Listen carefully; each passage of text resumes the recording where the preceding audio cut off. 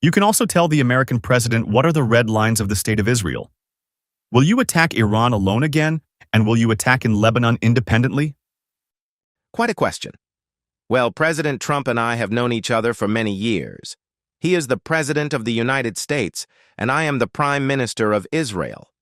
We often see eye to eye, but there are also cases where we do not see eye to eye as much. I am responsible for the security interests of Israel. I stand by them, and I want to tell you how we uphold them. We must uphold them not with agitation, but with wisdom, and this requires a lot of experience, a lot of wisdom.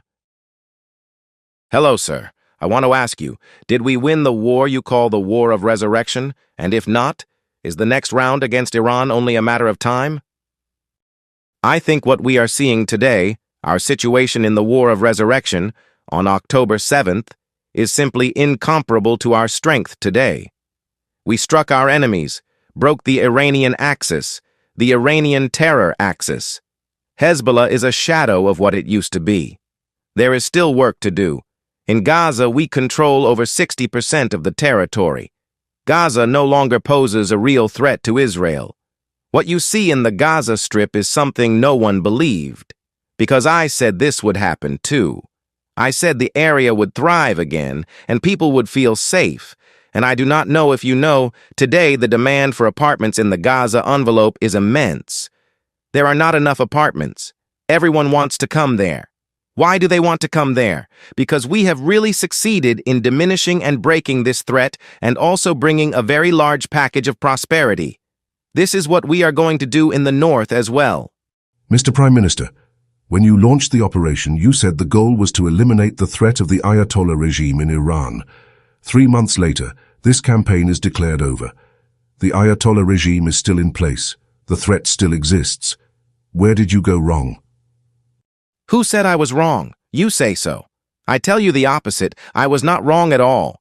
I defined the objectives, and the cabinet defined the objectives differently from what you said. We said we want to distance the danger from us existentially, first the nuclear danger, and we did that. We said we want to distance the missile danger from us, and we did that.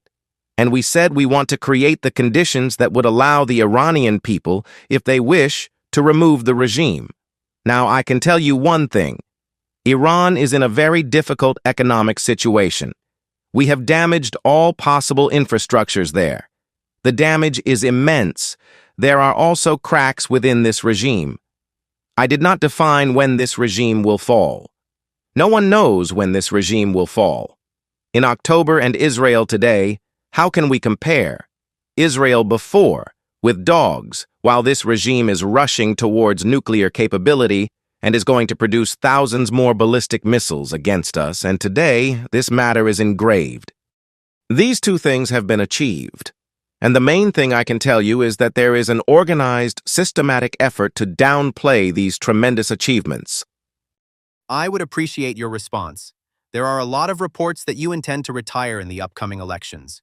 Do you intend to run until the end? Thank you. First of all, I am very touched by your concern about whether I will run or not. So I want to reassure you. Yes, I am going to run, and I intend to win. Regarding my relationship with President Trump, in the United States, they say that President Trump does everything I ask, and in this country they say the opposite, that I do everything he asks. So that is not true.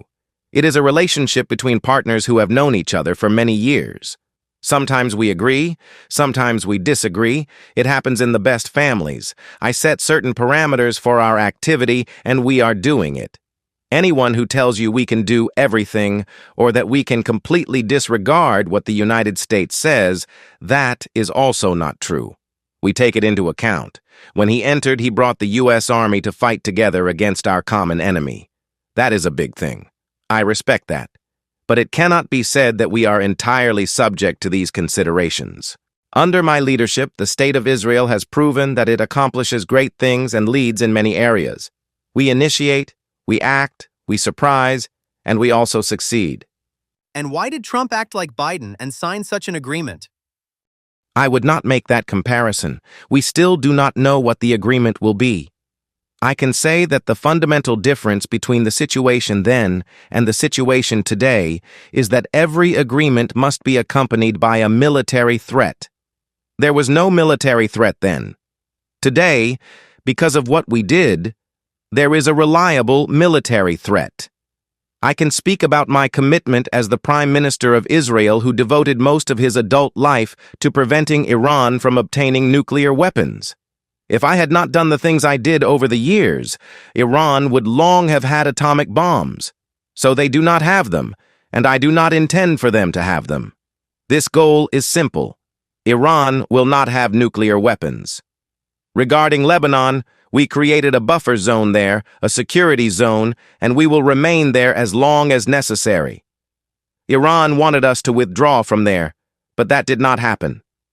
I was very firm on this issue, and I believe our American friends respect this determination. If you like this video, then like, share and subscribe to Mirror Now.